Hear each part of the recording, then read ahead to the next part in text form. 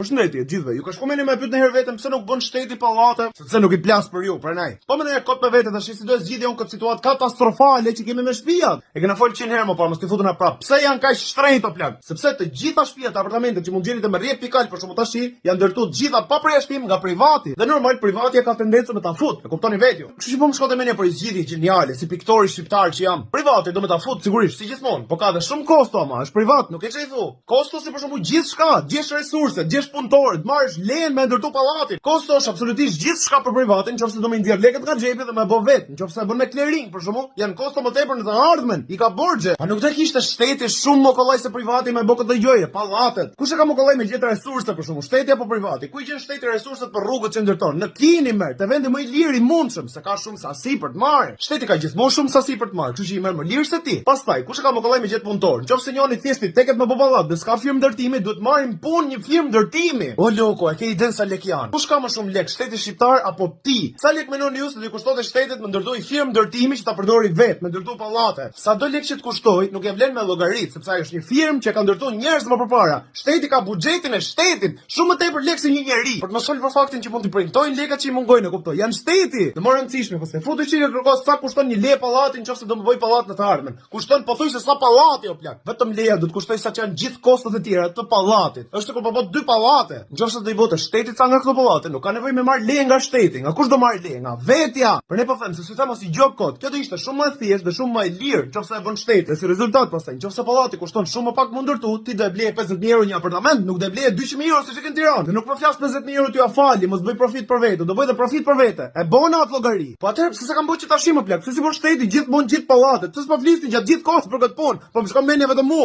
Arsyeja në plak jo, them unë tash. Shteti mund ta bëj këtë, është shumë e mundur dhe mund të nxjerrte lekët e veta, shumë kollaj. Puna është vetëm sa shpejt mund ta bëj dhe sa shpejt do nxjerrte lekët e veta. A mund bëhet gjithë ky koncept, gjithë ky projekt madhor që po ju flasëm sot për një mandat për shkakun për 4 vjet? Nuk po domeni, nuk e bëhet për 4 vjet. Është goxha projekt serioz. Kështu që pyetja është, kush do merrte mundimin, Nëse të vejmë ty kryeministër në Tallën, ti do i harxhoje 4 vitet e tua për të nisë këtë projekt, as nuk e marron dot, vetëm me shpresën që ai që do vi marr pateje do e vazhdojë dhe nuk do lej për gjys. Kjo për arsye pse nuk e zgjidhin këtë problem që është kaq i thjeshtë mos zgjidh. Arsyeja është egoizmi, nuk i plas njeriu për ju, i plas vetëm për vete.